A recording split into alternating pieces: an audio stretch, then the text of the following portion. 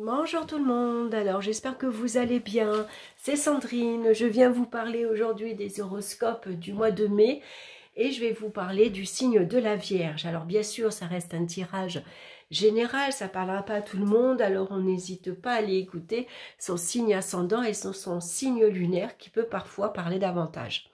Comme d'habitude j'utilise le tarot de Marseille, le petit le normand, l'oracle des minéraux, pour connaître la pierre qui va vous guider, vous aider tout ce mois-ci.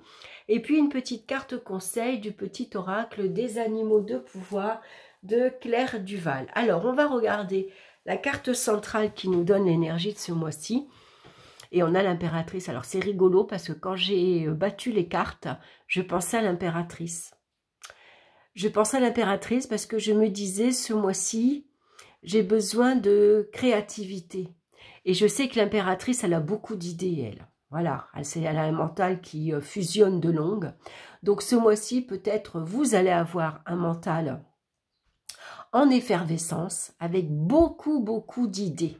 Des idées surtout, hein, beaucoup de créativité, bien sûr, hein, et envie de rénovation, envie de décoration, envie de se refaire une beauté, envie de changer de coiffure, de changer sa garde-robe également. Et puis l'impératrice, elle est très communicative, elle adore discuter, papoter. Voilà, c'est son truc à elle. Elle aime bien même les commérages, les petites histoires, tout ça. Elle aussi, elle aime bien ça. Voilà, donc en tout cas, c'est une... on va parler librement ce mois-ci, voilà, on s'assume tel que on est. Et puis surtout, on va se montrer très protectrice envers sa famille, envers ses enfants. Il y a peut-être d'ailleurs quelque chose qui est en préparation, prêt à éclore. Alors ça peut être une grossesse pour certains, et pour d'autres, ça peut parler de projets qui est en train, qui a mûri depuis quelques mois. Et ici, on réfléchit comment on pourrait matérialiser ce projet ou ces idées. On va regarder ça. Donc, on va regarder dans le domaine sentimental, on a le pape et les anneaux qui nous parlent d'engagement, bien sûr, d'accord. Donc ici, peut-être pour certains, on a le projet, l'idée de se paxer, de se marier. En tout cas, ça nous parle de relations stable, durable, d'engagement bien sûr sérieux, hein, un engagement que l'on prend vis-à-vis l'un de l'autre avec beaucoup de respect. D'ailleurs ici on prépare peut-être son mariage, on regarde sa liste des invités, on cherche un traiteur, on cherche un curé bien sûr, hein, on cherche l'église où est-ce qu'on va se marier. Donc en tout cas, on voit qu'il y a des échanges très sincères, basés ici sur des valeurs familiales. Hein. On a reçu une certaine éducation et on est attaché à certaines valeurs que les parents nous ont transmises. On va être très attentif également à sa famille, à ses enfants, pour leur transmettre d'ailleurs de bonnes valeurs, une bonne éducation. Hein, avec l'impératrice, on se montre très protectrice. Et puis, s'il y a eu des petites brouilles, on va très vite se réconcilier. En tout cas, les promesses sont tenues sur le lien affectif. Hein, voilà, ça parle de relations vraiment très apaisante. On se montre très compréhensif d'ailleurs, hein. On est à l'écoute de l'un et de l'autre. On comprend les besoins de l'un et de l'autre. Il y a vraiment un partage ici pour les enfants. Voilà, on est très attachés et on s'occupe, le mari comme la femme s'occupe des enfants avec loyauté. Hein. Ici, voilà, on a besoin, voilà. Donc ici, le pape peut être aussi le thérapeute. Pour certains couples, on a besoin d'avoir quelqu'un qui vient ici rétablir un peu l'ordre, si je peux dire. Mais s'il y a eu des petites brouilles, voilà, le pape, ça peut être celui qui vient réconcilier, qui vient ici écouter, qui également conseille. Donc là, on est plutôt sur un mariage assez religieux, hein, parce que le pape, bien sûr, va représenter la religion. Hein, donc on y met, voilà, on est très attaché à suivre des traditions, par exemple. Hein. Aussi bien avec les enfants dans leur éducation, mais aussi bien dans l'engagement. C'est un engagement sérieux, avec beaucoup de sincérité, et surtout un engagement solennel, enfin bref, vous avez compris ce que j'ai voulu dire. On va regarder maintenant solennel, je crois qu'on dit, hein, bon bref. Allez, on regarde professionnellement. Alors, on a la carte de la justice suivie de la croix. Alors, la croix, souvent, ça représente beaucoup d'épreuves. C'est quelque chose qui est lourd à porter. Pourquoi c'est lourd à porter? Parce que peut-être que la carte de la justice, c'est votre encadrement qui est très compliqué, très difficile. On est sur votre dos, c'est votre hiérarchie qui contrôle, qui regarde à tout, qui vous laisse pas une minute en paix. Est-ce que tu as bien fait ça? Est-ce que tu as bien téléphoné? Est-ce que tu fais bien les choses dans l'ordre, dans les règles comme moi je veux, par exemple, hein? Ça peut être un peu pesant, il y a beaucoup de sévérité. C'est assez strict. Il n'y a pas d'amusement. On ne peut pas dire que, ben voilà, on a tous besoin de travailler, mais quand on peut travailler dans un encadrement agréable, ou en tout cas il y a une bonne entente avec les collègues, où on peut se permettre de temps en temps de lancer une blague, de rigoler et de souffler un peu, c'est quand même plus agréable. Sauf qu'avec la carte de la justice, on voit que c'est sévère, c'est strict, c'est vraiment sérieux. Donc ici, ça peut parler, attention avec la carte ici de la croix, d'une lettre d'avertissement. Par exemple, hein. Voilà, c'est un rappel à l'ordre. Alors, avec l'impératrice, c'est peut-être aussi un entretien qui s'est pas très bien passé, par exemple. On a loupé le coche. Peut-être qu'on a manqué de... comment dire, on n'a pas démontré suffisamment qu'on était quelqu'un sur qui on pouvait compter, qu'on était sérieux, qu'on était dans le respect des règles, des horaires, de la hiérarchie, par exemple. Ici, c'est peut-être un concours administratif, et puis vous êtes sur la liste d'attente, par exemple. Hein. Voilà, les choses ne se sont pas... le concours a été plus difficile, ou vous avez été trop nombreux, par exemple. Hein. Donc, on peut être déçu, par exemple. Avec la carte de la justice aussi, ça pourrait démontrer, donc ici...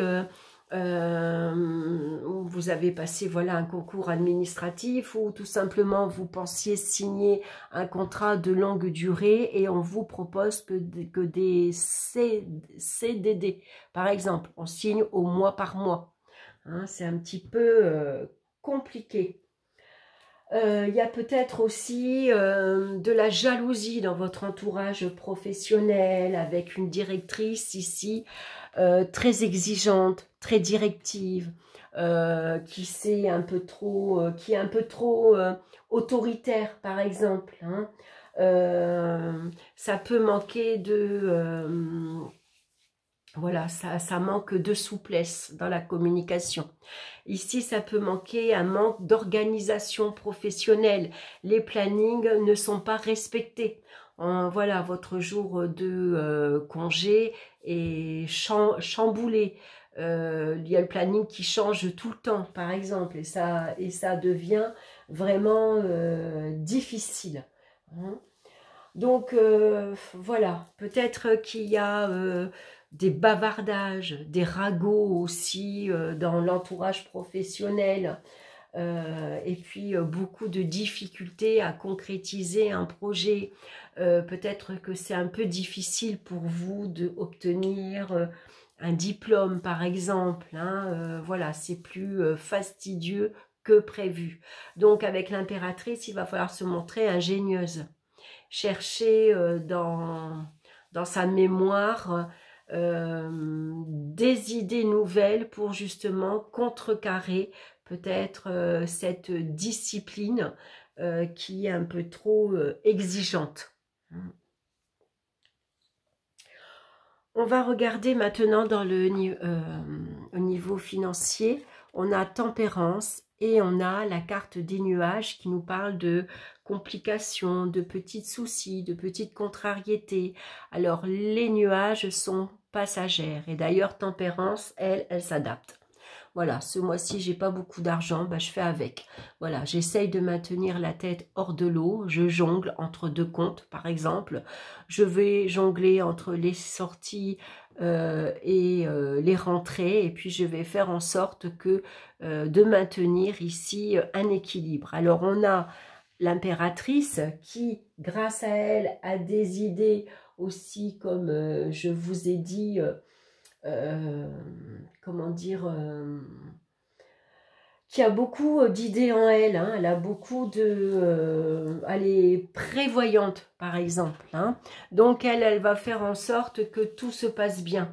Voilà, même si elle a envie de faire plaisir, qu'il y a des petites dépenses qu'elle a envie de faire pour elle ou pour son entourage, elle va faire en sorte que tout se passe bien. Hein, voilà, elle va faire appel à sa créativité pour apporter des petites idées nouvelles. En tout cas, au niveau matériel, financier, il n'y a pas une grosse évolution. La situation, peut-être elle prend un peu de temps pour se mettre en place, pour régler quelques factures, par exemple, ça peut être un peu long, mais un petit peu à la fois, on y arrive. Au niveau des énergies physiques, maintenant, on a le pendu, suivi de la carte du bouquet. Alors, ici, ça peut parler de lassitude, de fatigue physique, morale, mais surtout, on est épuisé mentalement, hein, puisque l'impératrice, elle, comment dire, elle pense énormément, voire même parfois un peu trop, et donc, à la fois, on s'épuise avec l'impératrice. Donc ici, avec la carte du bouquet, on va chercher à se faire plaisir autrement, différemment. Donc on peut, pourquoi pas, se mettre à peindre, pourquoi pas, on va redécorer son intérieur, ou on va se plonger dans la lecture, par exemple, pour ici... se faire plaisir. Vous voyez, avec le pendu, on a la tête en bas. Donc, on va regarder quels nouveaux projets on peut mettre en place. Quelles nouvelles idées on pourrait apporter pour sortir de cette torpeur, par exemple, de cette passivité.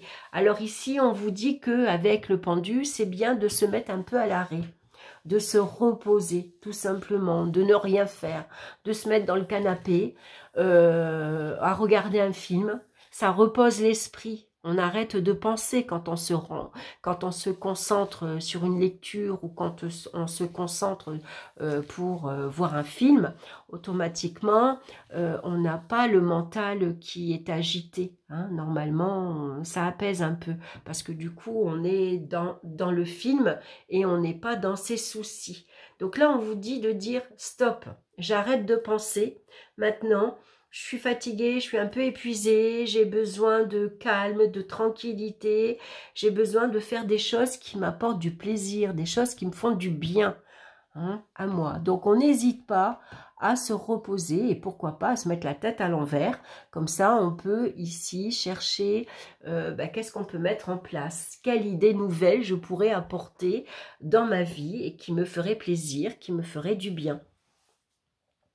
On va regarder la pierre maintenant qui vous accompagne ce mois-ci, c'est la sodalite, qui nous parle de pensée, de croyance et de logique. Alors la logique, on va la voir avec ici la carte de la justice où il faut faire preuve de discernement, il faut agir avec logique, il faut regarder la situation en face telle qu'elle est. Hein. Voilà, même si c'est difficile, même si c'est éprouvant. Donc la sodalite, c'est une pierre bleu marine. Voilà, à porter sur soi. Hein. Alors tout près de la gorge si possible, puisque les pierres bleues sont en lien avec le chakra de la gorge, donc qui permet à l'ouverture au niveau de la communication. On arrive à mieux s'exprimer. Entendez-vous les rouages de votre mental, qui a un besoin perpétuel de compréhension, d'analyse et de logique. Votre cerveau est puissant et il peut vous aider à comprendre vos schémas de pensée et de croyances. Alors, je vais peut-être bouger les cartes que vous les voyez bien. Voilà, je vais pousser un peu. Mais votre mental peut aussi vous jouer des tours. En effet, au cours de votre existence, vous avez été conditionné par un certain nombre de croyances limitantes et de pensées enfermantes, provenant de vos parents, du système éducatif, de vos proches et de la société en général. Depuis votre plus jeune âge, vous avez ainsi été programmé à réagir d'une certaine façon face à des situations précises. Vous avez emmagasiné de nombreuses croyances en fonction de vos expériences de vie et votre cerveau a créé des programmes établis pour gagner du temps et vous protéger de certaines situations. Il est temps de prendre conscience de ces schémas et de les remettre en question. Sont-ils justes pour vous aujourd'hui? N'avez-vous pas intérêt à lâcher prise, comme le pendu, et créer de nouvelles boucles de fonctionnement?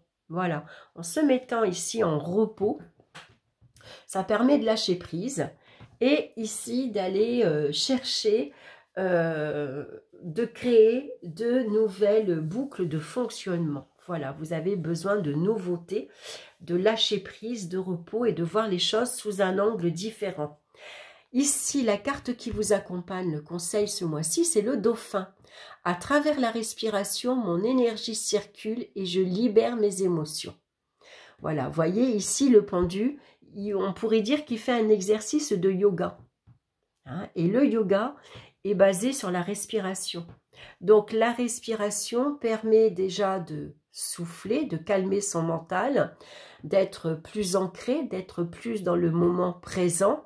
Et puis surtout, ça vous aide à mieux circuler les énergies et donc ainsi libérer les émotions, le trop-plein d'émotions que parfois on a tous par les petits tracas de la vie quotidienne. Voilà les vierges, j'espère que ça vous aura parlé, j'espère que ça vous aura plu. N'hésitez pas bien sûr à me laisser vos commentaires, à liker, à partager si vous avez envie. En attendant, moi je vous souhaite un excellent mois de mai, je vous embrasse et je vous dis à très bientôt. Bye bye.